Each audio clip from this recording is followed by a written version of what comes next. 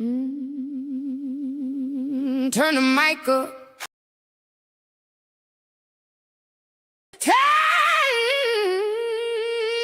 Turn the mic up. Let the whole town know. Truth hits hard when the headlines glow. From the courthouse steps to the water line, we followed the paper and exposed the signs. Burning bridges, lighting up the night. Toxic water, but we still stand and fight. Local, state, and the national map say her name loud. Nicole in all caps. Raw and unfiltered, reality uncut.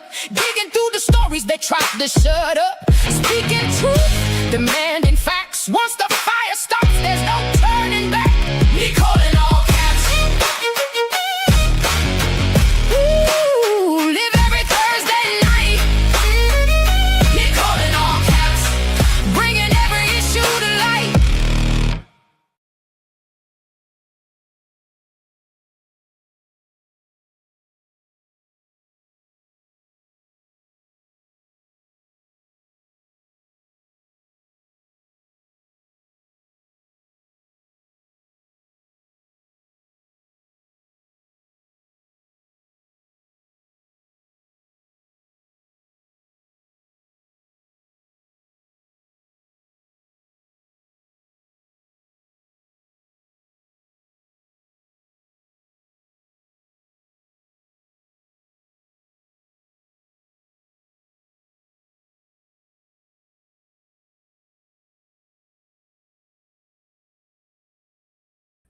Thank you. See, we're already glitching. Oh, Lord. It has been a long day. Nicole Schuyler Kapuscinski. I am Nicole in all caps. I will be your hostess with the mostest as soon as I get it together and try to remember how to work all my buttons. So, okay, that's strike number 2. Intro didn't work. I was on mute because of the intro, I think. And we got a lot of stuff to cover tonight. All right. It's been a long couple weeks, 2 weeks, 2 long weeks. And let me tell you, Floodageddon aftermath. What now? I mean, it has been absolutely ridiculous. Mother Nature made it rain, but the city of Anderson and Madison County government seem to have throttled the financial floodgates when it comes to getting rainy day funds and other available resources back into the community. We understand the flood itself was an act of nature, but here's the bigger question. What happens after the water goes down? Now, we still had people in water as of last weekend. And it was horrible to see Jess Gronow's property underwater and trying to figure out what happened. How did that happen? Why is she flooded? Because hers wasn't in the typical flood zone. She got hit by a drainage issue. And that was that. So anyway, we still had people underwater. Let me pull this screen up and then I'm going to go. Because we're going to discuss a lot tonight. Okay, there it goes. And then I'll back up. All right. It might be something wrong with the StreamYard tonight because I'm noticing. Yeah, thank you, Jack the Libertarian. I'm glad my husband noticed because I was totally talking, having a conversation. Not been worthy of time. That's sad. Sorry to hear that, Jack the Libertarian. Well, I don't know if you're going to like tonight's any better because it already started off to not so good. All right, let's turn these off. Notifications. Okay, so basically we had the flood. We've been tracking the houses inside the flood zones, trying to get help to people who were displaced by these funds or by these floods. A lot of people have been providing for themselves. Some people got vouchers. Not everyone got vouchers, and it's been a real nightmare for some folks. And then we were able to find, we found people in still in floodwaters. We went into what they consider the floodplain. Okay, let's talk about that. I was going to show my reels first, and then it's not even loading the reels. So, okay, maybe look at all the glitches happening now. I have a lot of great tabs open, so I would hate to think that it's one of my tabs. And this topic will be covering Madison County's flooding, because I don't know what's going on in the other counties. Okay, those are the reels. Let's go to my posts. I just posted this one right before I went on. Right here. Okay. So I don't know if anybody went to the city building, Anderson City Building, and got these maps, but I was able to get a hold of a copy of the maps that they are using for the floods. So then when you start looking at these maps, you start noticing something, that there's these little black dots. Okay. And I had people telling me that they weren't all allowed, or they weren't getting to fill out the documents unless they were in the actual pink zones, and quite possibly these little dots. So I'm going to have to get clear in these little dots. Oh, well, that's interesting. I can already see, nope, they got blue eyes. All right, I started to panic there a little bit. Blue eyes is covered. Here's Alec. Huh. Is Alec on the map? Uh-oh. Okay, let's see. Do you guys know what aerials look like? Not. I'm going to try to find something based on an aerial.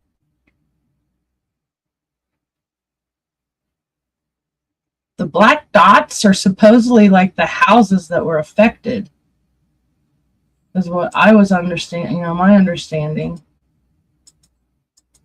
Let's look at maps.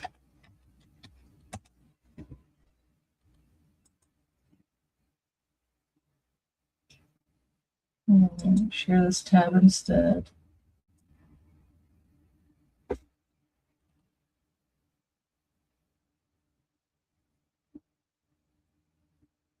Can you see it? Okay, let's go over here. This is the big map without the floodplain for Anderson. But for some reason, I do not know why. I've been good all day with my internet, and then all of a sudden it starts slowing down.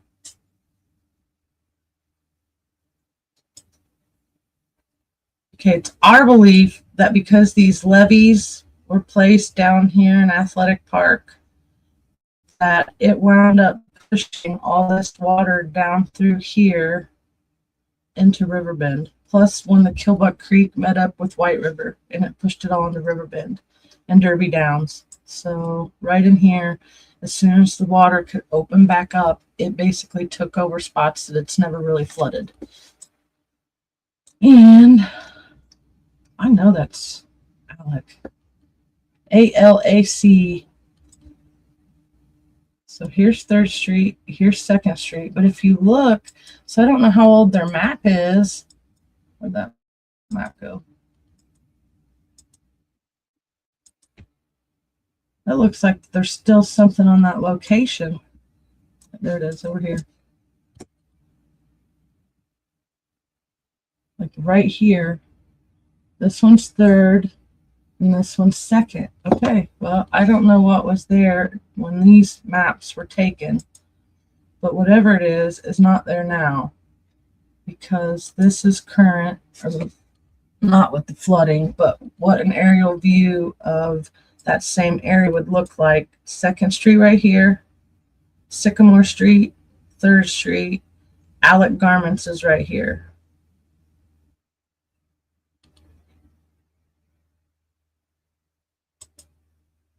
What's this? Everyone came home. Oh, yeah, true. I forgot. After, yeah, a lot of people are online right now. Okay, let me take this one down. Take that one.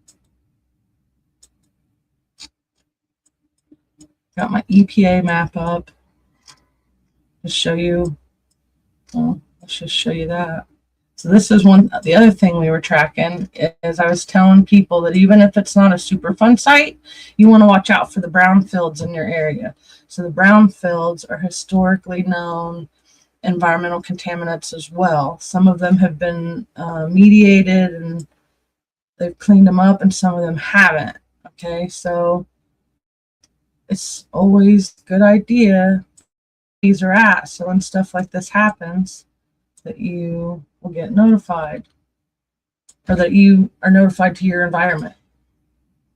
You see it start to rise, the waters are getting high, and you're close to these. Just know that that becomes like a super spreader when the water does that. So the ones we were concerned about, the main one was the MPL right here, Grand Avenue and Broadway, and it's where Killbuck comes in. And actually, well, it's on the EPA. I'll do that in a minute. So, well, I guess I do need that one, because Derby Downs is a Superfund site.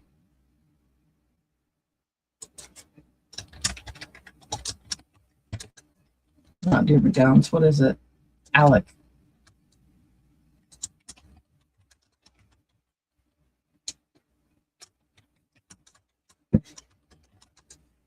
I'm going to show you. So you can do this too.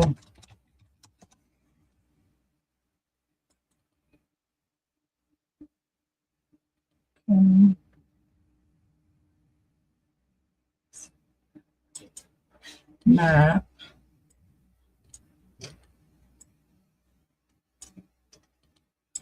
And so everybody else is still worried about flooding and stuff, and I'm over here worried about what got contaminated because of the flooding, and who's going to wind up getting sick in the next couple weeks because of getting into the water or being close to it or being close to some of these sites. So let's see. They've been playing with these sites since we've been calling them out. These websites, they've been playing with the websites. The information that we find keeps changing. So, and I'm pretty sure that everybody can do these where you look up your own city no matter where you're at.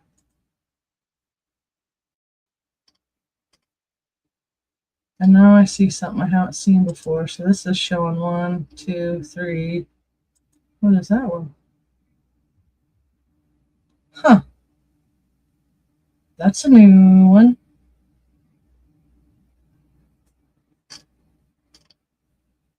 Okay. I gotta write that down. All right, guys, that just threw me off.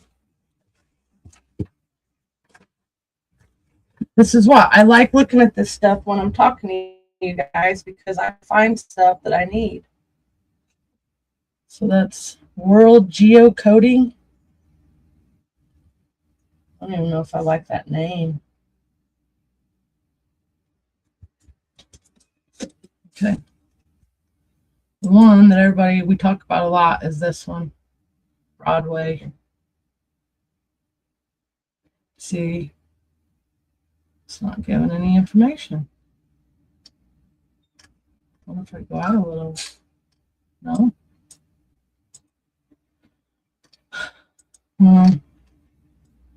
Okay, so that's not going to work.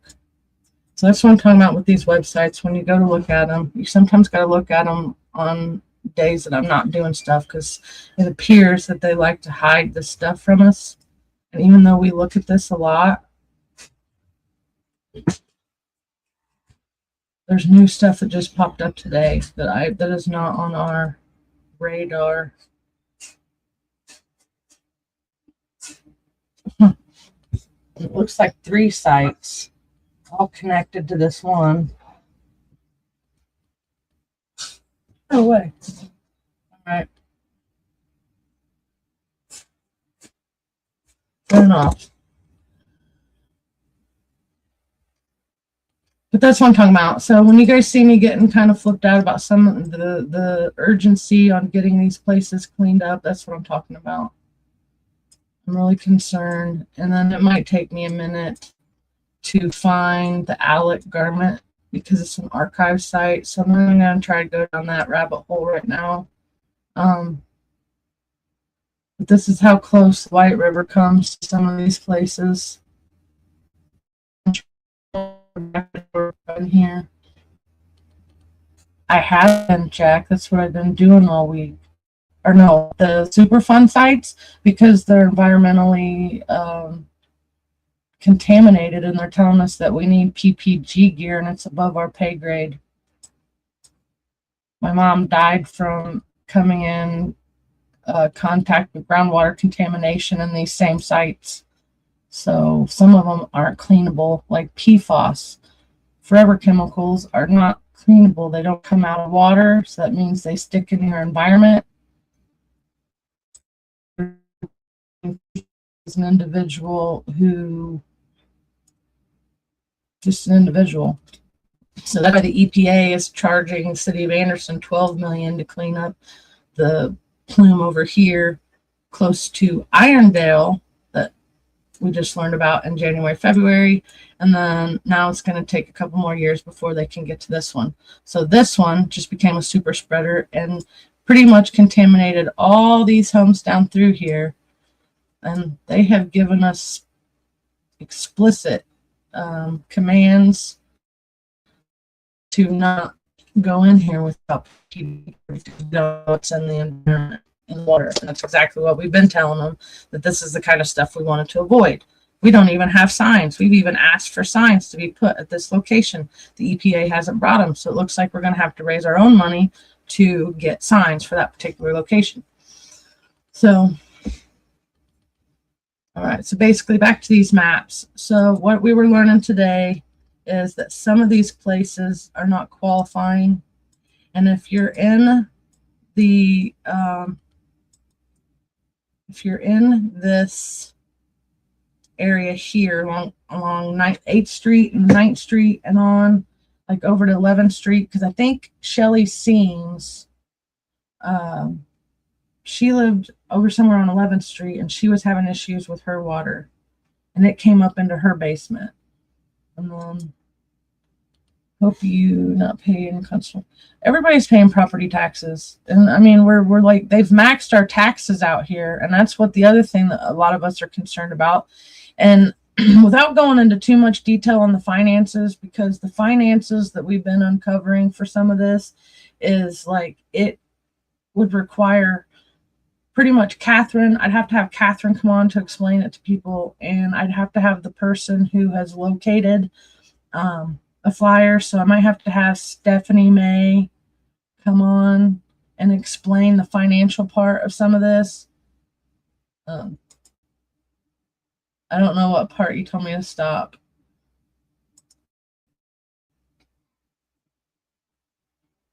Hey, no, I'm that's why I'm fighting for some of these people along Ellick Pike, that Ellick Pike area. She knows the financial part and the people sick. Stephanie is the one that uncovered oh, no, that is true. That is true. Witty. If anybody could figure out this financial thing, it would be Witty. Maybe I'll have to send some stuff to him. But Stephanie Mason has had some good flyers. Like they put out, like there's a rainy day fund. So that's why I had like in my title for today's episode, something about the floodgates. Okay, Jack, then bye.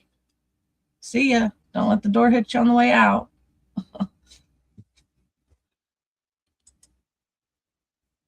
Anyway, only people that this is privy to, this information that's going to be into whatever topic we're talking about tonight anyway.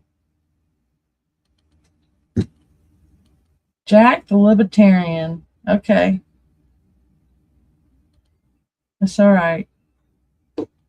So we can't all be perfect like you, Jack, apparently. So when are you starting your podcast for mouthwash? You just volunteered.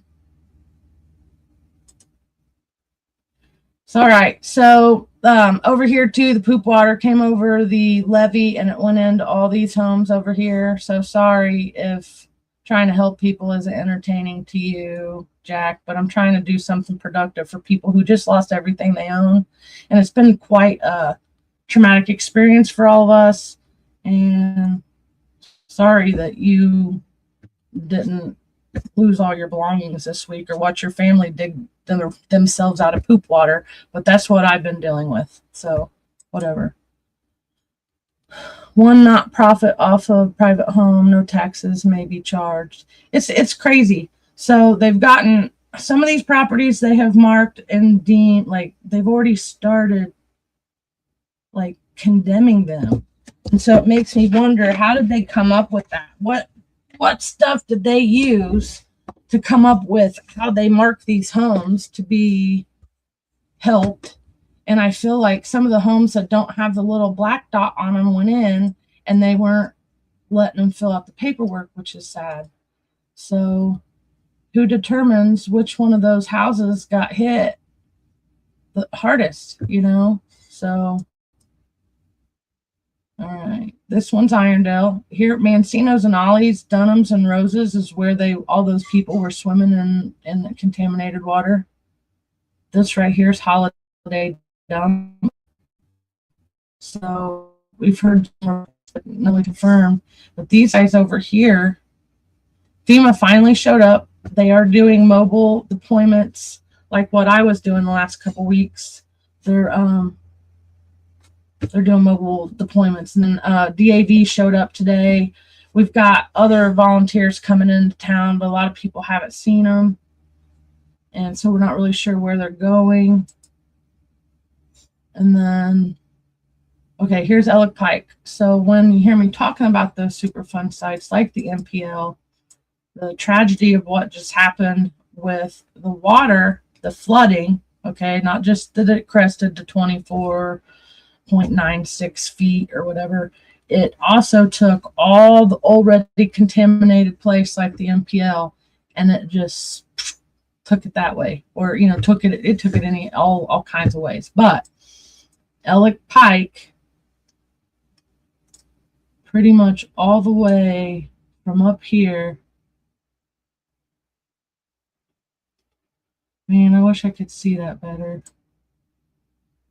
But these black dots are what they're helping. So these guys got double whammied in here because of this IMI pit.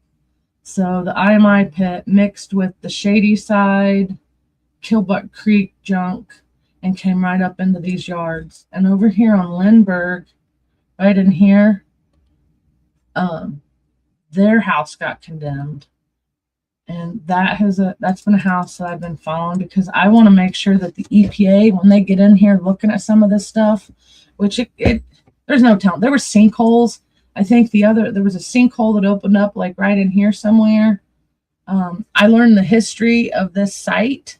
I don't have it. I haven't got to study it yet, but the old guy, Lawler, Mr. Lawler, who had been at Lindbergh and Ellick Pike for 80 plus years, he told me the history of Shady Side and all the things that it was before it became Shady Side, and then kind of the history up to what we see today. And if you live on Ellick Pike, a lot of these people are they're still out of their homes. A lot of them can't go back in. They've had to gut all their stuff.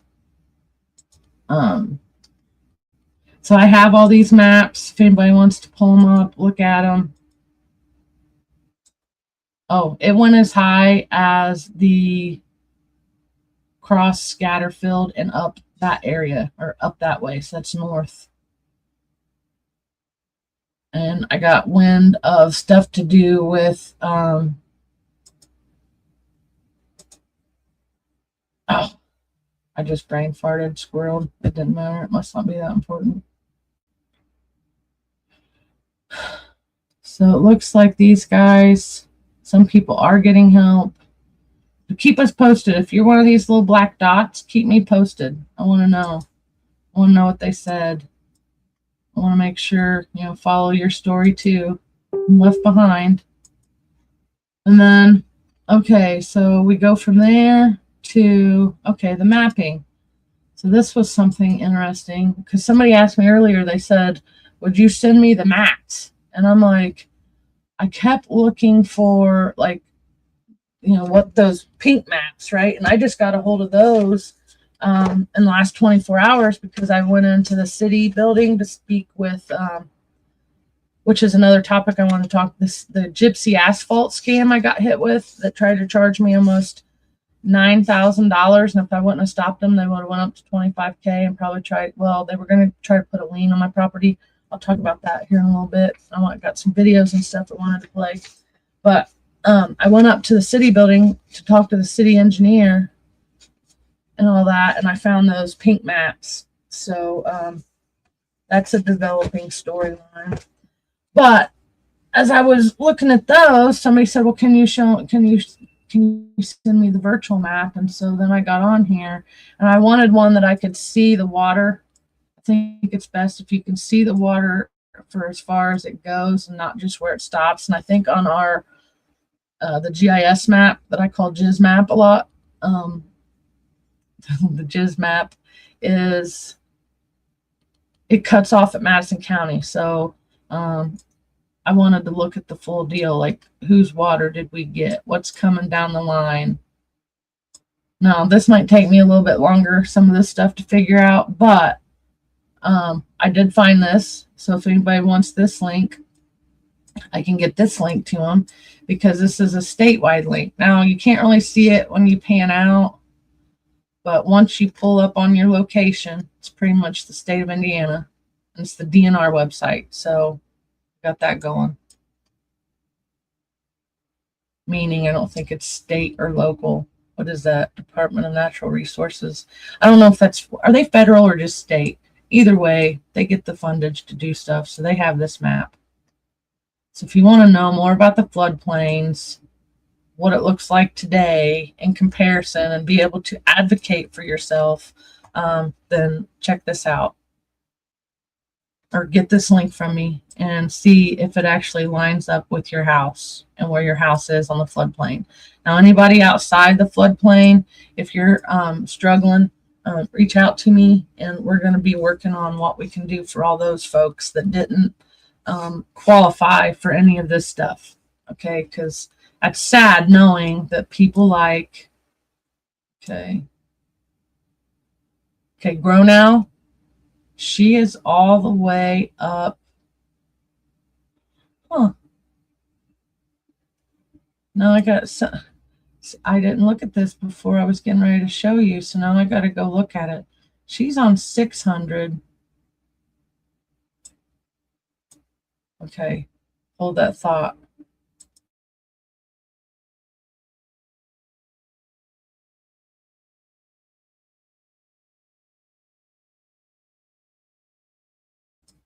All right, he's not there. He's in the kitchen. Let me see. I've always wondered where exactly was the Underground Railroad. No, I would like to find that out too, because through my research, I found that Indiana has all kinds of underground caves and stuff from like the mines that we have underground stuff. And I think that would become very important in figuring out where the flood stuff, why it does things in certain areas and why water, there's got to be something underground that we're just not privy to at the moment. I think the sinkholes forming over by the IMI pit has something to do with old mining and possible I think we have lime. I think we're the capital for lime. And it might be that one time they mined for it and then they just, I don't know. Oh, he heard me. Is he coming?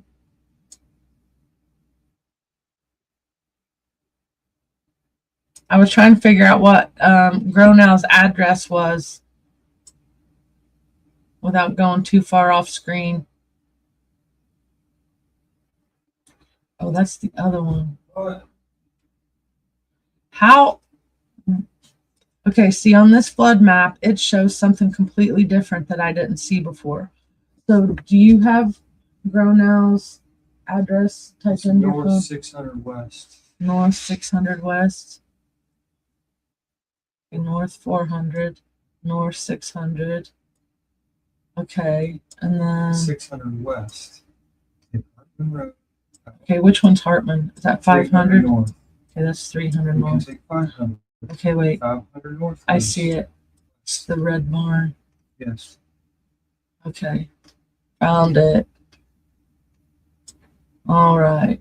So now I'm gonna have to learn. But okay, Jones's ditch was no, it was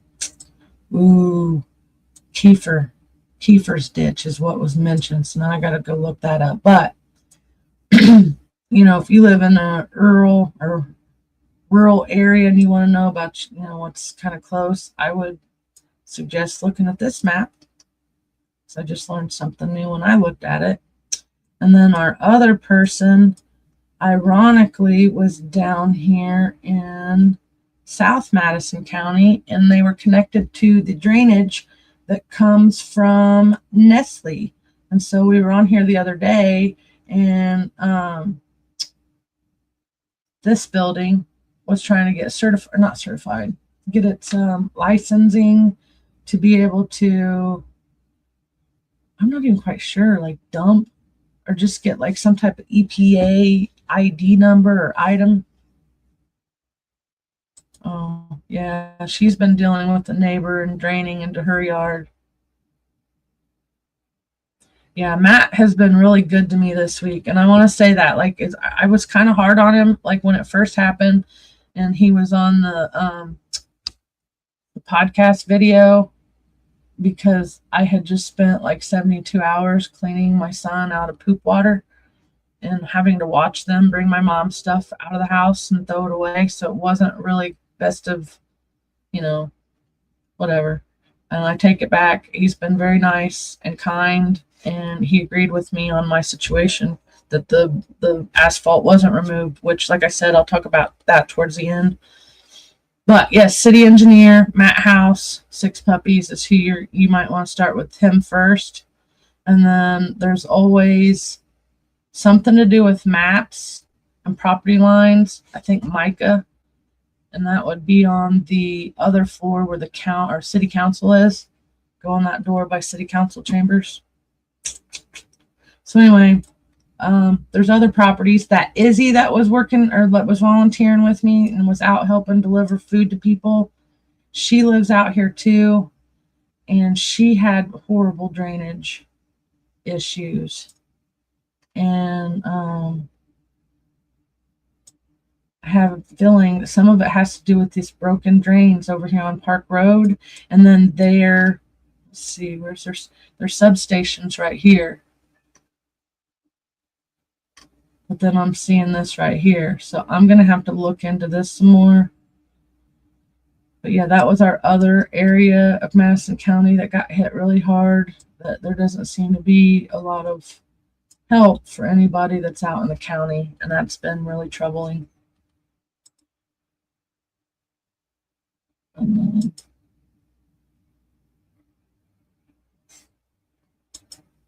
Oh, where are you, 6 puppies? Go over to mouthwash. Where are you at, Karen? Are you on mouthwash? Mouthwash, you probably get more interaction with some of them. Or if you're on heads up, you can move over here to mouthwash talk show channel. And I just realized I don't even have my banner up. So when I started having all these glitches right before we started, and it's really difficult to do all the bells and whistles of a podcast and trying to learn them. That's why I don't really appreciate the podcast like my life. Some of we've done back.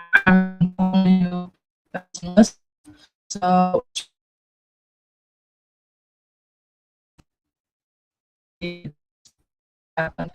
it's really hard to work everything. So let me go ahead and do this. Communicate, talk to everybody. But, this is just the beginning. So eventually I will have this figured out. And I appreciate everyone that, takes their time with me. I'm sensitive, if you can't tell. What do I call this one? Oh, Floodageddon. So, okay, financials. So, we are not sure who put the, stop the floodgates. Okay, we don't know. We don't know what the county is thinking. We don't know really what the city is thinking. We calculated it.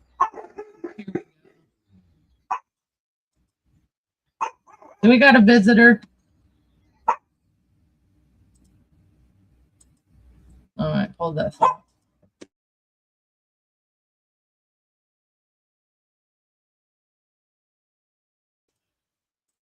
Don't hold that thought. Aaron's not close, so hopefully they stop. Okay.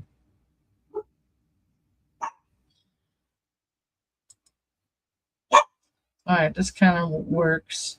I don't have multiple guest speakers tonight. I was supposed to have a couple people, but it's really hard to get on here and talk and then have your naysayers, and then, I'm not everybody's cup of tea. I'm not, but I'm really good at doing a lot of this other stuff that people really like. And so those are the people that I appreciate hanging in there with me. So, okay, let's do this again.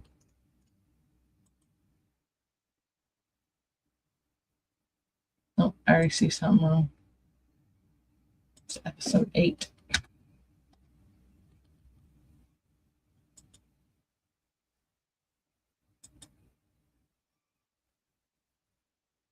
Okay.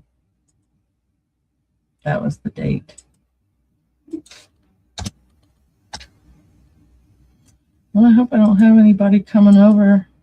So now the one thing that's been on my mind since all this started was I keep thinking that this crew of asphalt guys are going to come and try to harass me and my husband, since they have already done it once. And so now we're on, I don't even know, we're on week. It is the second week. It's been it's been 7 days. So on the 19th, they showed up to the house. Okay. Showed up to the house, acting like they, needed help. And they were doing me a favor. And I was like, I want to help people. They said they had extra asphalt. And at the time, I thought I was just helping these 2 guys. Come to find out, they had a whole crew of people. So I did have a YouTube video pulled up. So let me pull that YouTube video up real quick. Or actually, let's do this. So I was showing people my road the other day, Spring Hill Road. And within 24 hours, let's see which one's mine. These guys showed up to pave my street. I mean, it was pretty crazy. Same thing. Okay, nope, that's the MPL site. So I got all kinds of great footage, you guys. No, whatever you want. That's Jess. That's 15 Sycamore. How can I lose this stuff? What had happened here? Okay, it's this one. Nope, that's Sycamore. All right, well, I guess I don't know where my own videos are. Surely it's not this one. It's not that one. That's when I caught them doing the one thing. How in the heck do you lose a video, you guys? Oh, Lord. It is what it is. So that's 2 for 1. I'm just off tonight. So let me see.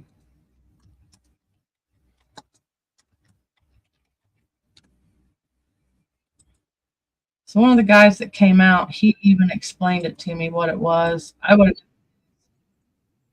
going to go ahead and play this other segment over here just to hear it from somebody else, because it's a crazy scam.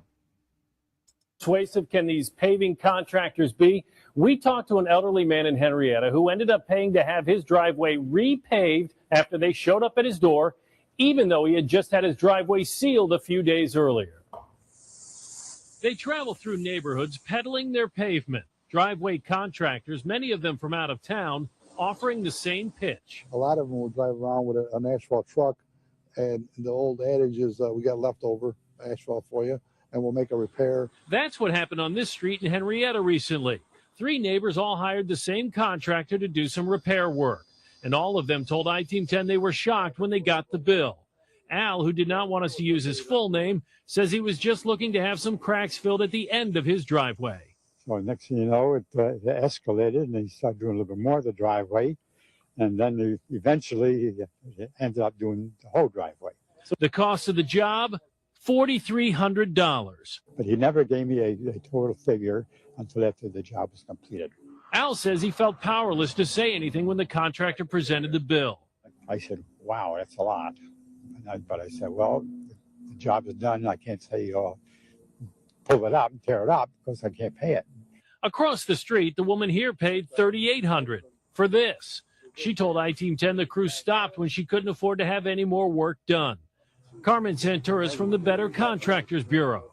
Most of the complaints we've been getting on asphalt driveways is definitely seniors, and it's unfortunate. We asked Santora to take a look and calculate what he thinks a fair price would have been for this job. I say about $1,300. What do you get for it? 38. 38. Santora says the gypsy pavers, as they're called, are an annual problem, and one reason he continues to push for licensing or registration of contractors in Monroe County. Well, registration would force them social security numbers, driver's licenses, your license plates, where you're from. So we would automatically be able to at least get a hold of these people. After realizing he probably overpaid, Al says he tried calling the phone number the contractor scribbled on the invoice, but had no luck contacting anyone. We also did not get a return call. In retrospect, Al says he should have known better than to trust a crew he never sought out to begin with. Actually, you shouldn't have any work done unless you call the people. It's the whole point of the video, okay, because my husband said, how old is it? I think it's 10 years old. But the point of it is, it's the same scam, just a different day.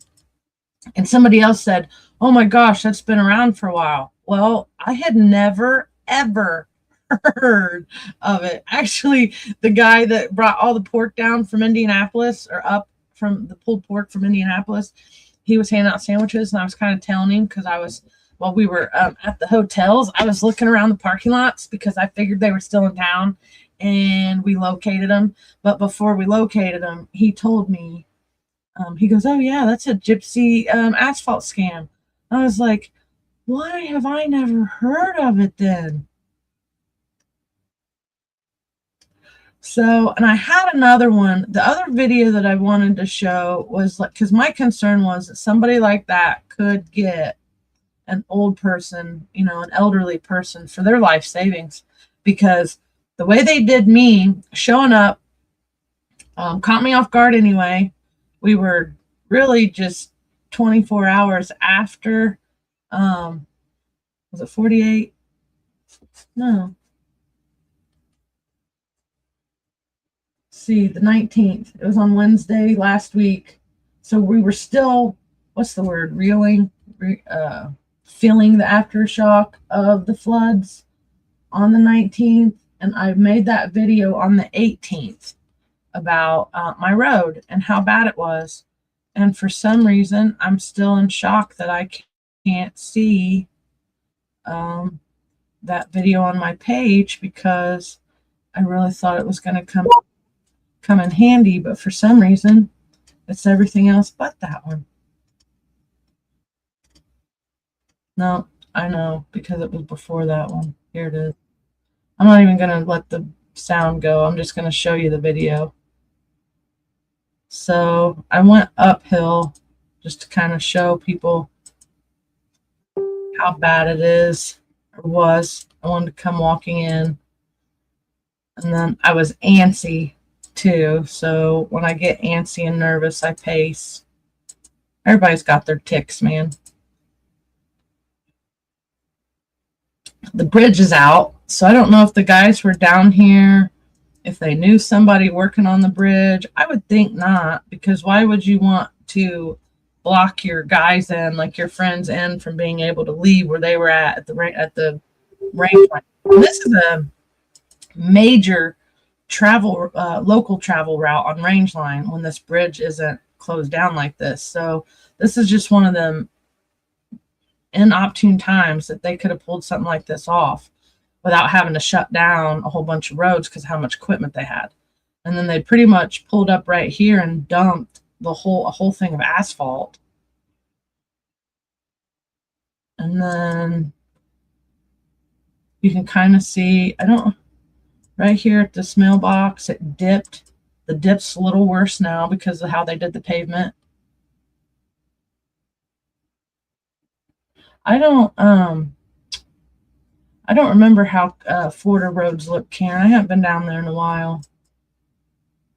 And this one, this is something I haven't even seen. Like,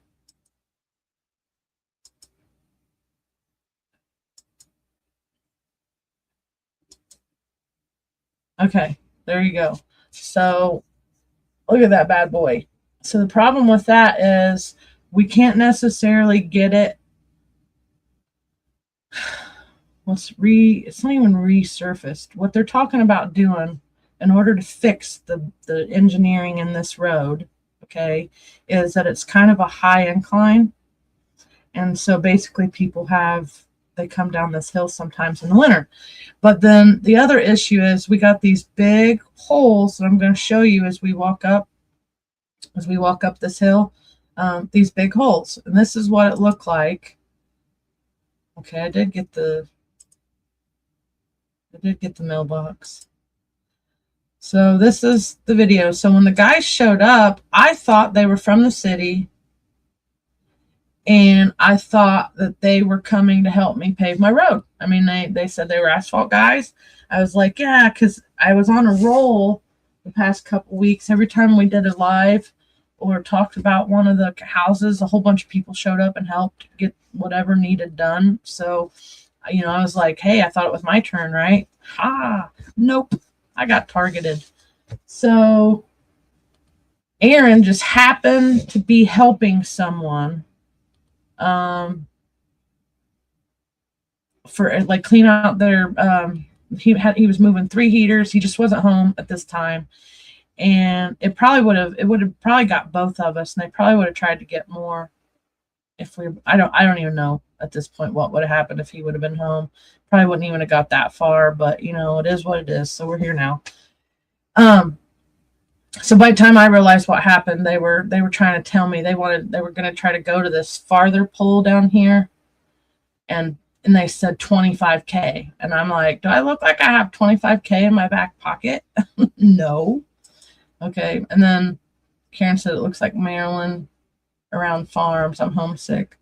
Well, yeah, it kind of is like it's a spring. So if you got a lot of roads in Maryland that have springs, then that's probably, I think this is from a spring that's underground somewhere.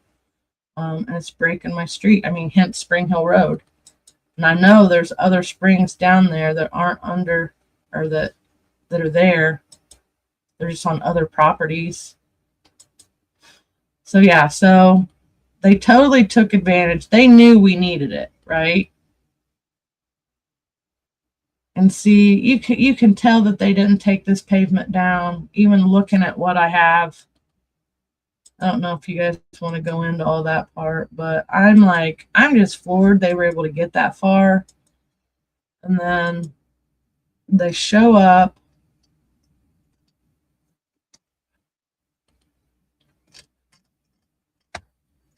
Oh, pretty much the next day. Here's the courthouse. Oh, that's what drew me out of the house, you guys. So the day that I did the video, there was a hazmat. So basically, we're under flood advisory. We're under emergency situation. My power goes. And I got so frustrated because it was the second time in a week that my power had been kicked. So I went out there. And of course, nobody's telling me that there's a hazardous material incident on my road. No, let's not tell her. She might freak out and tell everybody. I told everybody anyway. I figured it out later, and I alerted everybody, hey, we got a hazmat down here. But this place right here might be a hazmat facility. I'm not quite sure, because if you Google stuff sometimes, it's what it says. This one was the hazmat. So right there, I think that's like a sewage something underground. But see, I'm digressing. But yeah, so I had hazmat popping off next door, across the way on the river. So I can't even enjoy the White River again for another season in a row. So there was that. And then this might be it. Yeah.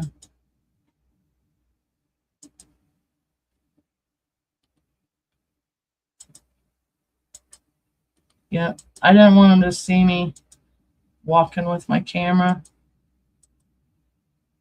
Okay, so they showed up. Oh, let me see if I get it.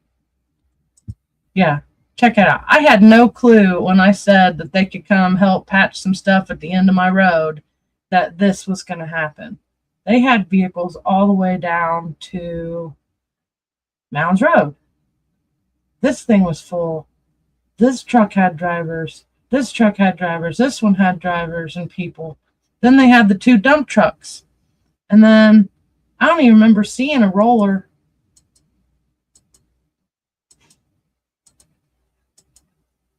At this point, I hadn't really realized what they were getting ready to do yet. I was like, well, hopefully they do us right, you know. We got the workers on the hill. There was 2 guys up here blocked. See, they knew they was going this far, because that's where they were standing when I came out. And they had that truck waiting up here.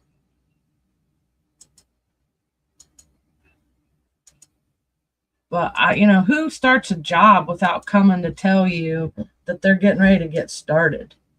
And then they go to the amount of $9K without even asking if I had money to pay for it, is what they did. And then got me stuck outside my fence gate. So then I asked the guy the other day, I said, well, what were you guys going to do if I didn't have any money? What if I didn't have any money? And he kind of stayed silent. And see, that's the other thing. Like, looking back on it, hold on. Looking back on it, like the permits, I'm like, we've had the city engineer come out, okay? They didn't do what they said they did on the paper. And I'll show you the receipts and some of the pictures here in a minute. But they did not take it down. I don't know. Something about, well, permitting. And then in different states, I think you have to have certain licenses to do the asphalt stuff. But I'm still, this is new to me because I know I've never heard of an asphalt scam before, gypsy scam. So I'm just learning. But I do believe that I stopped them from doing much worse. And then it could have been ugly, and it's still not over. And that's the sad reality that some of us are going to live in, that have to deal with the aftermath of whatever this is. So that happened. And then I've learned all kinds of crazy stuff in the last 7 days. Like, okay, let's see.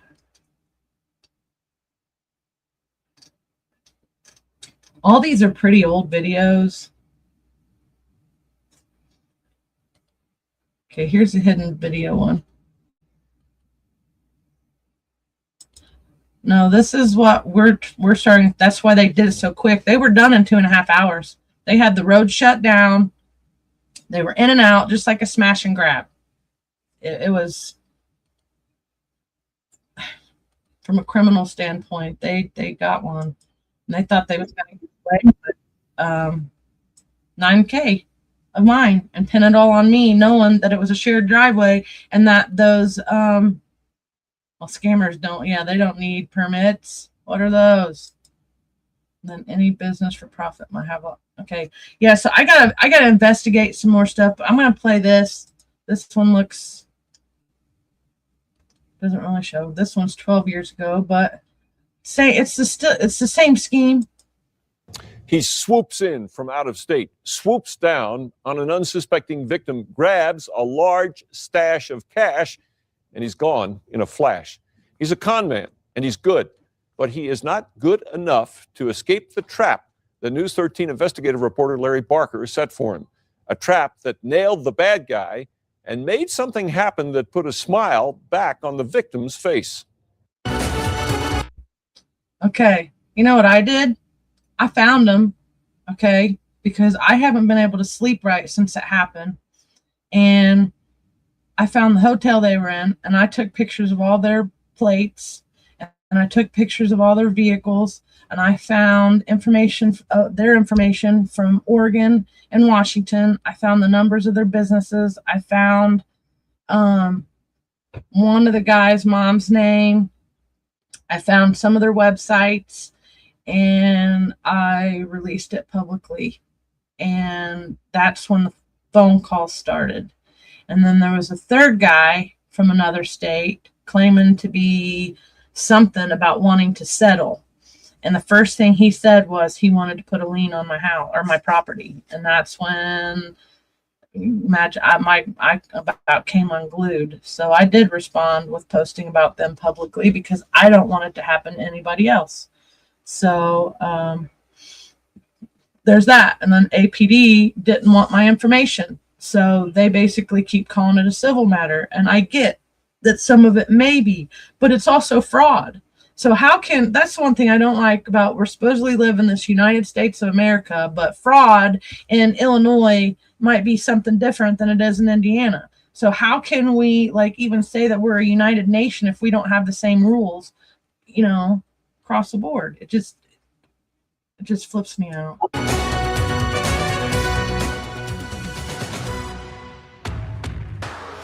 These people are out there. It's a huge project. We have 181 cases right now that are being investigated. This was a hit and run. Okay, this is the one I wanted to show everybody because this one talks about, I think this is the one that shows the woman who they got from was $64,000. So I'm telling you, this right here, these guys that tried to hit me and get, pull this whole thing off were very good, and they didn't show up in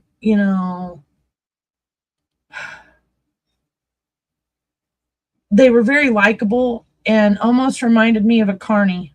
And I'm thinking I'm doing these two old dudes a favor by letting them come down here and fix the end of my road and or the road, because I never said I owned it.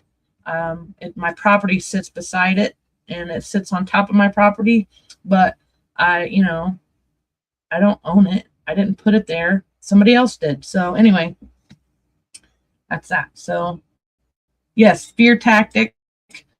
So, I have a hard time explaining things. And so since I'm still kind of just really studying this subject, these videos are easier, and they did took a lot of time to make these videos and investigate this in other states. So just know it's happening in Indiana. And if you know people that are in these flood, really anywhere, just tell your people, just watch out for cold calls or people just coming to say they're helping. They're not everybody that comes and knocks on your door is really there to help. You took $9,700 from this poor guy for a shoddy piece of work. You don't have a license, and you have nothing to say? Get away from me with that. Need someone to pave your driveway? Well, meet Jerry Thorndike. He's got his own construction company with a fleet of trucks, a hot mix spreader, a steel drum roller, and a crew of 5 to smooth out the bumps. But take a closer look. You see, this isn't a construction zone, it's a crime scene. And you are a witness to a con game in progress. Jerry Thorndike may look like a contractor, but in reality, he's a flim-flam man. Earlier this year, Jerry dropped by this rural Valencia County home and introduced himself to retired state employee Brian Culp. He asked me if I'd be interested in having my driveway asphalt. He said he had some leftover mix from a previous job, and he usually charged $6.50 a square foot. He would give it to me for $2.50 a square foot. I don't have it every day. Just once every. So Towards the end of a week is when I have it. okay, so when we do back here, Yeah. you'll have enough on the truck? Yeah, I have to maybe get a little extra. Jerry was paid $9,700 to pave Brian Culp's driveway. You're not from around No, no, I'm a Texas boy. Oh, okay. Do you have a license? Yes. Do you have a New Mexico license? Yes, I'll give you a number. Now, Jerry's home is in Texarkana, but he says he's worked construction all over New Mexico. I run a lot of flyers and like that. Do a lot of subcontracting for a guy. Oh, okay. Send from here to there. You know, a few years ago, you know where Zunix is? Yeah. I did all of Zunix probably 2 or 3 years ago. He's out of business. See, now this is what the stuff that blows me away with this is, like, if what happened to me was once in a lifetime opportunity and it just went down the way that it went down, how can I find all this information online about the same story, same type, like similarities in the scenario, ran almost flawlessly until I caught on to some things and started tracking it. I can't believe that this is legal. And then APD wouldn't even listen to me. Oh, is that right? You've been around for a while. I do work in Las Cruces and here too. You know, I work all over. The out-of-state construction crew spent an afternoon laying asphalt, and then Jerry Thorndike hightailed it to the bank to cash Brian's $9,700 check. What was left behind was one heck of a mess. Now, it's only been 5 weeks, and already this driveway is falling apart. Take a look. Now, the specs for residential. Okay, so this is how I learned more about what to look for when I went out here to look at my driveway earlier. And I also went and spoke with the city engineer again, and he told me that he was willing to write a statement for me if this is to go to court or, you know, whatever, however this plans out. And I'll tell you what, the caller and everything that's happened in the last 48 hours here in a minute. Residential driveways is about 2.5 inches of compacted asphalt. This paving is less than an inch. If you had to grade this asphalt job A to F, what do these guys get? Probably a D minus. Albuquerque Asphalt's Robert Wood is a licensed paving contractor. He evaluated Jerry Thorndike's work. Does it look like to you that this was a professional job? No,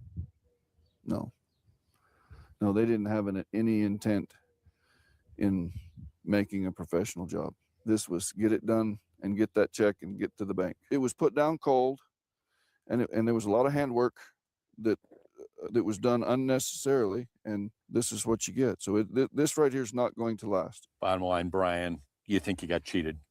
Oh, no doubt. But this is not the end of the story.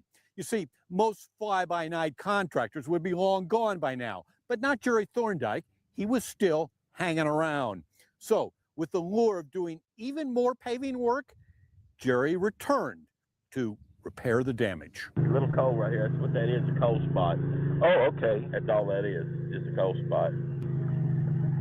But I'll torch it in and see what I can do. It's not just shoddy workmanship. You see, Jerry lied about being licensed, and that caught the attention of state construction regulators. Now, unlicensed contractors rarely get caught in the act, but Okay, next, I have to go file some complaints. So that's coming next because the city engineer says he didn't put, I think they said they put 4.5 inches down. They didn't put 4.5 inches down, and they did not remove the old asphalt. So they were probably trying to do that and come back and creep. But I know they definitely wanted to go the rest of my driveway. And you know, what's funny is that I truly believe that if Mr. Asphalt, John Stanley, 360 Paving, Jerry Gill, and whoever participated in that wanted money, they could have had the rest. They could have got a lot of money from me, but I can't let them move forward just like on the chessboard. No, we're going to take it out before it gets started, and then nobody loses any money, and they get on down the road. And he didn't leave, so that's how I was able to find him a couple days ago. And that was the other thing he told me on the 19th was they had just lost their hotel room. So they had to, they had to get on down the road and they needed to get this asphalt laid so that they could get on wherever they were going. Okay, well, I found you. And I guess they don't like being posted about on Facebook. So there's that. But here's the rest of this video. Jerry Thorndike walked right into the trap. We're investigators for construction industry, Mr. Thorndike. I don't know if you know it, but in New Mexico, it is a criminal violation to contract without a New Mexico contract license. So we have a problem here. First thing is that you're going to have to stop this work. You cannot do this work. It's a criminal act to do it. Pat McMurray heads up New Mexico's construction regulatory agency. Is Jerry Thorndike licensed in the state of New Mexico? He is not. Our investigation has shown that he never received a license in the state of New Mexico, therefore violating the statute. Hi, Jerry. I'm Larry Barker, Channel 13. No, I'm not in. I just learned. So Jerry, hey, Jerry, you don't have. Now I have to go back and study this even more because I got to follow the trail because I know Washington, Oregon mentioned he had the first sign. I should know he had a crooked eye, but it was his accent. He had like a Boston accent. So I should have known he was a car salesman then. But like I said, I was trying to do something nice for some blue collar boys and obviously just about got myself. It could have been bad. Just put it that way. And what were they going to do if I didn't have the 9K? That's ultimately like in the back of my mind. Like I don't feel safe anymore because of that. But anyway. The license. I'm not interviewing on no news. You can stop Jerry, that right now. Jerry, you don't have a license. Get away from me. You're an illegal Get contractor. away from me, mister. Jerry, why won't you talk to us? Get away from me. You know, Jerry, you're committing a crime here. How many jobs you been doing in New Mexico? Jerry? The job site was red tagged by investigators, and Thorndike's crew packed up for points unknown. Following a state investigation, Jerry Thorndike was charged with 2 counts of contracting without a license. Okay, so you want to know what the Anderson Police Department did? Not that. They were so rude about this, and they said it was a civil matter. Now, I have to go study Indiana law and Indiana code, and I'm probably going to have to reach out to a lot of different people. You know, as I was watching this, Karen, I thought that same thing. So now I'm going to have to check each state because I tried to run their names, right? But if they change the name of their outfit everywhere they go, it might be kind of hard to locate them. But I was able to get pictures of their faces to put with their names and their businesses that they claim. And I'm going to show those here in a minute. Here, let me finish this one. It's pretty sad, you know, that they come in with high pressure and the homeowner thinks, hey man, if I don't act now, I'm gonna miss out on this good deal. This is what you get. It's a big problem in New Mexico because the type of contractor that you're dealing with that's unlicensed typically is incompetent. Chances are the contractor has no workman's compensation insurance. There's no bond to protect the homeowner. And so you're just out there. They are offering a deal that sounds great, but 9 times out of 10, it violates code. Homeowner paid 10 grand for this driveway, just eyeballing it. Is it going to be expensive to fix this thing to get it up to specs? Yeah, it'll probably cost as much as he paid already. 10 grand at least probably to come in and put something over the top of it. Or you just rip it up and start over. What I told him is that if I didn't get my money back, that I would file a felony criminal complaint for fraud against him. I've got your number, sir. You'll give me my money back. I'll contact you. After the state filed criminal charges, Jerry Thorndike did return Brian Culp's $9,700. Larry Barker, KRQE News 13. So I was quick thinking. So I was able to, currently I haven't lost anything. Okay, like just my safety. just my safety feels violated. I feel like, what were they going to do if I didn't have the money then, and I'm surrounded by 10 to 15 dudes, right? Like, I'm getting too old for that crap. So yeah, so I let's see, over the weekend. So what would that have been? Like Monday night, I just got a suspicion that I was going to find them, and I sure did. So let me show you what I did, since they told me. I think this is what they're telling me to remove. And I'm not going to remove it until I feel satisfied.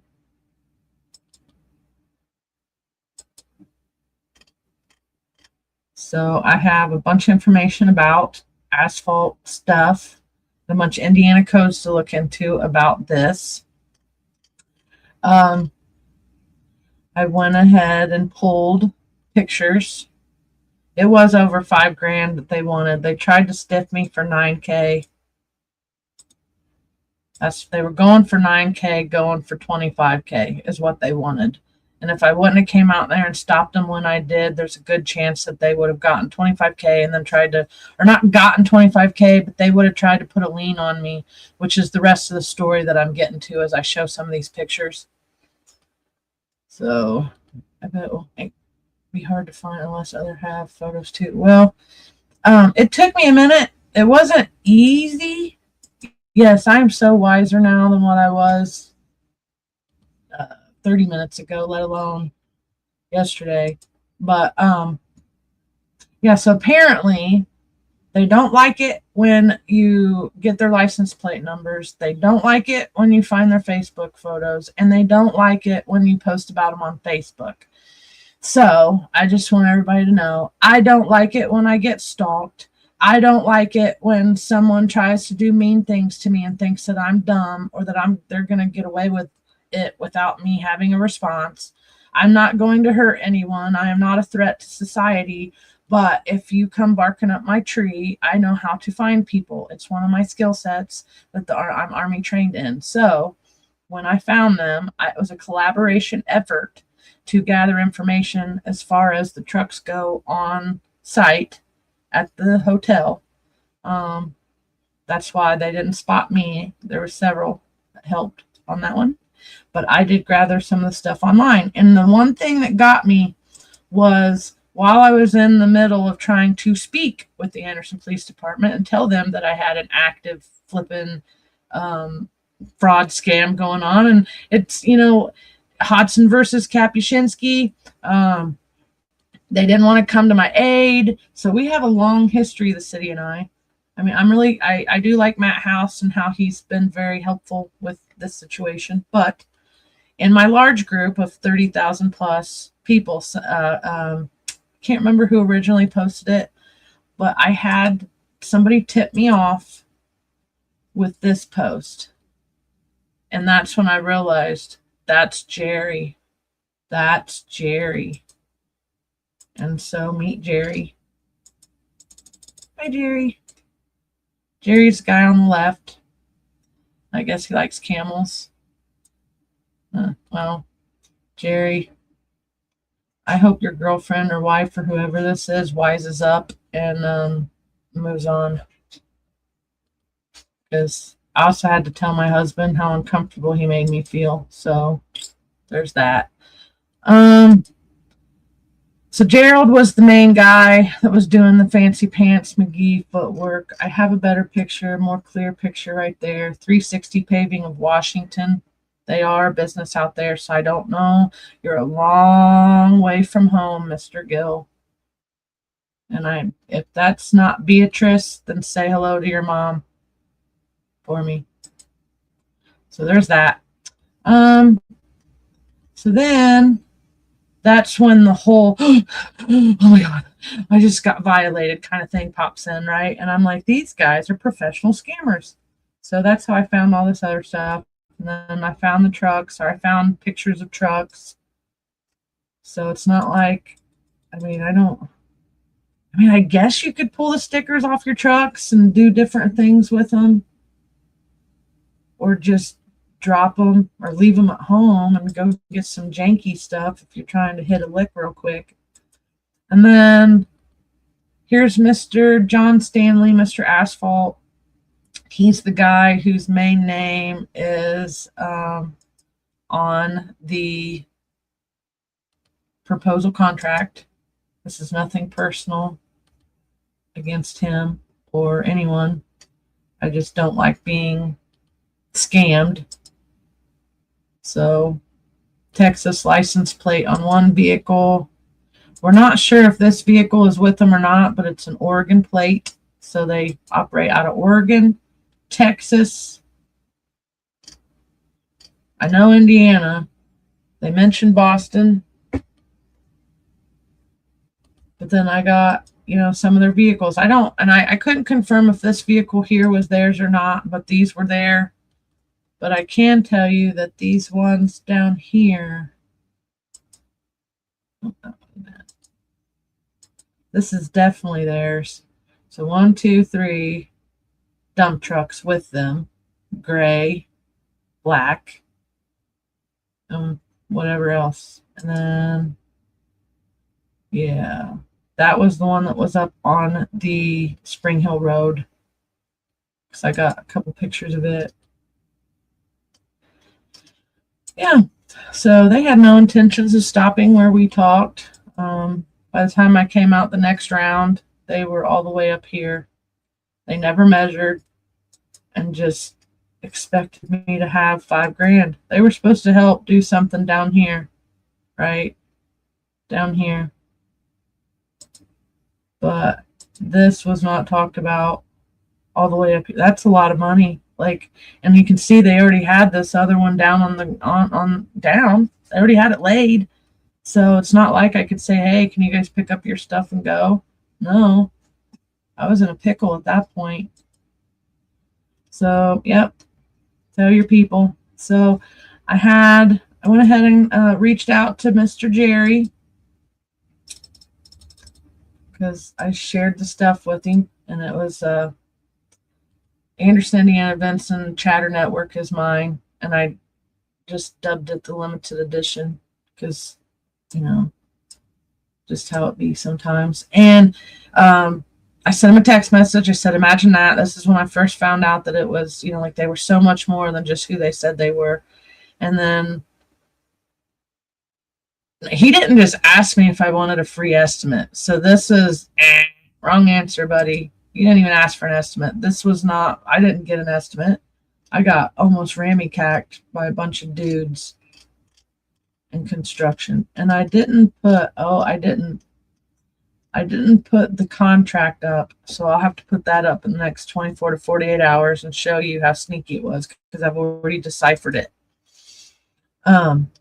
And I've already got the information I needed from the city engineer telling me that the work wasn't done. So you can visibly see the work's not done.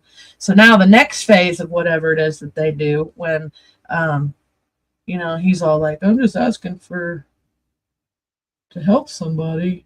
This guy. Okay, there you go. Filing a lien on your property. So when I had talked to them on the phone, or I said something to them before I hung up, or didn't want to talk to him anymore. And it was like they were doing me a favor, right? And that's not what they were planning on doing. They weren't planning on scamming anybody, okay? So then why? And somebody told me this isn't how liens work, yada, yada, yada. Well, this guy's now threatening me with a lien if I don't give them thousands of dollars for work that I didn't sign off on or ask for. So, really interesting how that all worked out. And then after we started talking about attorneys, and I didn't put that on there. Nope. Oh, here it is. So, when you have, I don't know. I got an attorney for it. I'm telling them I'll just see you in court. I would love to see how they spin this one. So that's going to be a developing story. Yes, indeedy. So what else do I got here?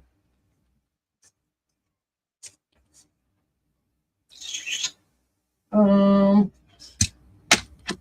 too much. I can tell you about some of the events we're doing if you guys are interested. I got, okay, Veterans Coffee Club podcast is this Saturday from 9 a.m. to 11 a.m. It's more veteran oriented, even though last weekend was different because it was like the last couple weekends have been different with all my stuff because I've been covering so much of the flood stuff and I have to get it now versus waiting, because then if I wait to get the information, it might not be there, and then somebody might need that extra help from us. Hold on. Ooh, well, see, if the APD, what they did was they tried to rule it as a civil matter, but I'm going to call the state and everything, so we'll see what happens. But that's not too bad of an idea.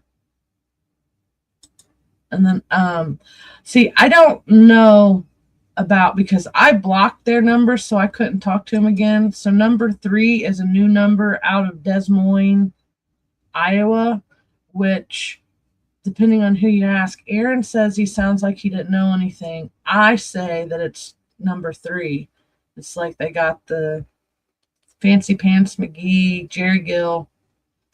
They got the entrepreneur, financier type guy, John Stanley. Maybe he's just has the, I don't know. I can't put my finger on him.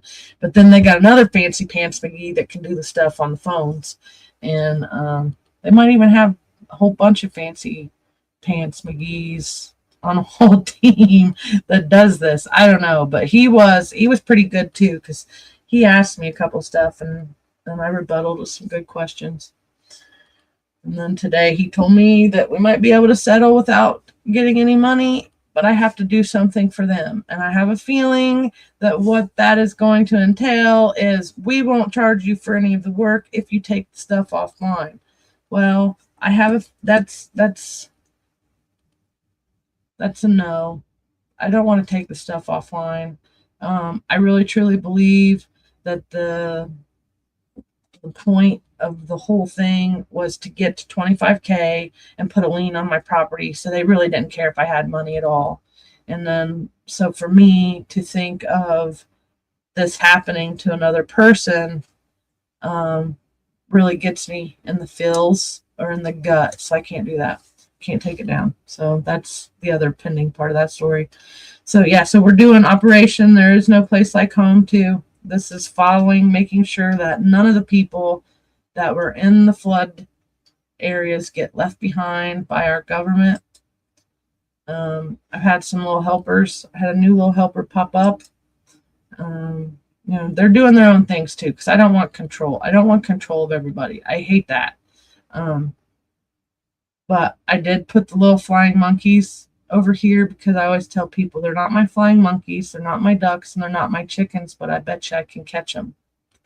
And so, yeah, there's that. So this is my, and then the other reason why I picked this is because it has to do with the environmental contamination. And if, this is the last thing I'll tell you, because this is a good interview. And it was Aaron Brockovich interview that sparked why I went with that theme versus all the other ones.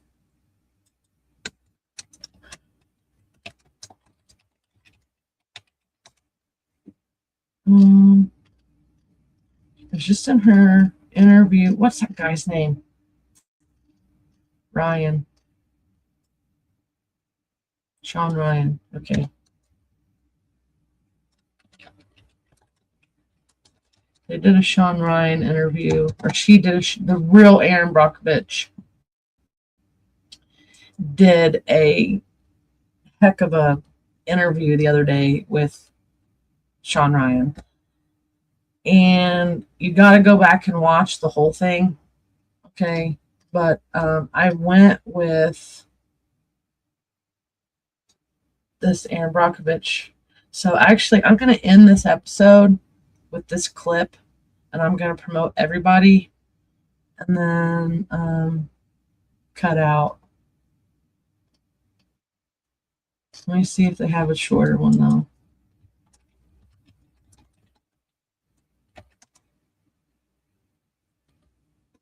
"13-minute clip, 11:58.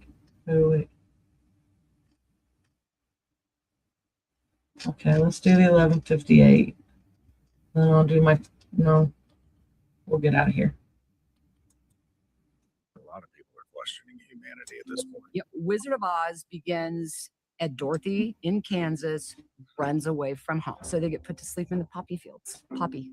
The good witch comes along and wakes them up. And it's on this journey where they get put to sleep that I have paused and gone, I'm wondering if that happened to us. Did we get comfortable? Did we get complacent? Did we buy an illusion? They get to the wizard and they pull back the curtain. And what did they find? Mass surveillance. Let's hear it. Okay, so I'm born and raised in Lawrence, Kansas. I love The Wizard of Oz, the movie. I always wanted to be Dorothy. And I was always afraid of the flying monkeys, but I was fascinated with the film. But I became more fascinated with the book, the original book written by L. Frank Baum, The Wizard of Oz, and that series of books that led to the film. Have you ever read the book? I haven't. Well, I hope you go do a big Google dive later today, because there's an entire political allegory to the book, The Wizard of Oz. Is this the Wicked series? No, it's the original book, The Wizard of Oz. And it's been studied by many a great scholar on the political allegory. And I got hooked on this about 10 years ago. And I'm like, we are running a parallel. And this is the allegory. And here is the story. So L. Frank Baum wrote the book, The Wizard of Oz, at the pre-height of the Industrial Revolution. Pre-height of the Industrial Revolution. As a way to teach his children the power of individualism and thinking for oneself in a world that would increasingly begin to speak for you. That right there stopped me. I'm like, Teaching your children the power of individualism and thinking for oneself in a world that would increasingly begin to think and speak for you. That's fascinating to me. So, but here is the whole political allegory that's been very well studied. So Dorothy is all of us girls in America that have a dream. You know, I always wanted to run away and move to California, right? So, you know, I left home to go do that.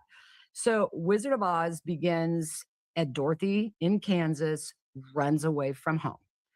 And while she's run away, she runs into the kind of, you know, snake oil salesy kind of guy when a twister emerges. And the twister in the political allegory is a representation of disruption in Washington, D.C. And so she runs back home. We know that she gets hit in the head and the house gets lifted up and she lands in Oz. I can't tell you how many times I have felt in my life, I'm like, Toto, we are not in Kansas anymore. It just goes through my head all the time. It's one of the first things that went through my head when I walked out in Hinkley, California. But, and so the house lands on the Munchkins, who are a representation of the mass citizens who are frustrated and thought Dorothy was there to save them. And so she wanted to get back home, and they told her to follow the yellow brick road. Well, the yellow brick road is a representation of the gold standard. Follow the path of the money to the sitting wizard who can get you home. Follow the standard of the gold, of the money. Follow the path. And so it goes on in this political allegory about the first person she meets is the Tin Man. And the Tin Man is a representation of industrial workers who will lose their heart. And the Cowardly Lion is a representation of L. Frank Baum's best friend. It's William Bryan's Jennings, it's William Bryan's Jennings, who was always running for populist president, known for his fiery rhetoric, but had no courage. And then the Scarecrow, who is a representation of the American farmer, who at that time, all the banks were buying his land. Therefore, they thought the farmer had no brain. So this is the cast of the American people. The girl next door, industrial worker, the politician, and the farmer. So off they go on the yellow brick road. So we know the story there where the wicked witch comes along and puts them all to sleep. And the wicked witch in the political allegory is a representation of industry that doesn't want you to find out. So they get put to sleep in the poppy fields. So we know the good witch comes along and wakes them up. And it's on this journey where they get put to sleep that I have paused and gone, I'm wondering if that happened to us. Did we get comfortable?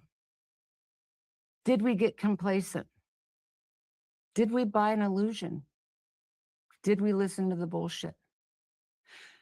Now, as they woke up and I see what we were talking about a minute ago, are we waking up? There's a shift. It's happening. There's something really going on out there. But as you know, they get to the wizard and they pull back the curtain. And what did they find?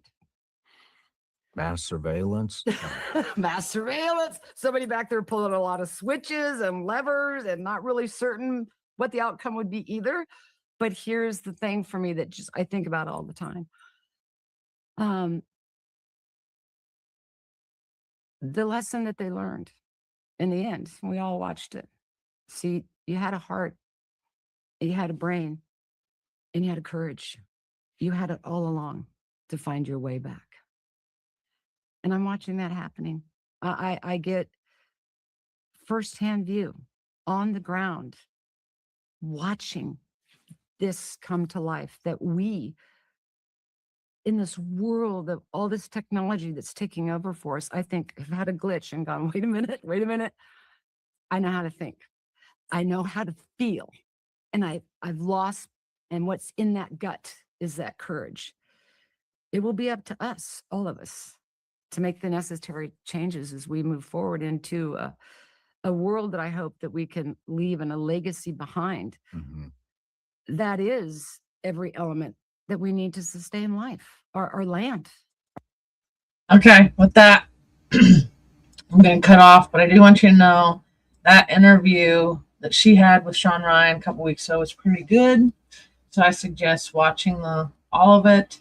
And that's the reason behind, like Ann Brockovich has just been such an inspiring figure in my life. And with the environmental toxin stuff that we've been doing here in Madison County, we finally got her to listen to our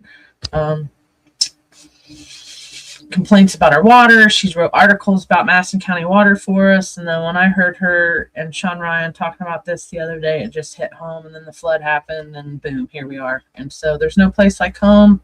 If you guys want to help, you don't even have to help with us. Just get out and be kind. Pay it forward to your community if your community's suffering.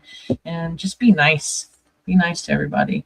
In a world full of mean people, try to be nice. And look, I knew my hair thing was all off whack. Okay, guys. I'm out. I will see you Saturday. Some of you Saturday. Some of you will see out when we're out delivering stuff next week. Got a lot of stuff coming up. So just follow me on my Nicole Skylar Kapuscinski. Let's click over here. Here's the, I'm not sharing it. It doesn't matter. See you guys later. Nicole in all caps live, raw, unfiltered reality, uncut.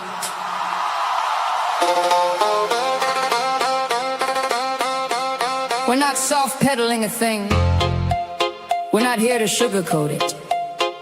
We're here to ask the hard questions, follow the paper trail, expose what gets buried, and talk about the issues affecting all of us, local, state, and national. From Madison County to the state of Indiana and beyond, accountability still matters. Transparency still matters. And the truth still matters. Make sure you like, share, subscribe, and follow the conversation on YouTube or Facebook. Heads up and core collaboration. Mouthwash talk show and the Chateau de Mars Hill production. And Nicole 46016.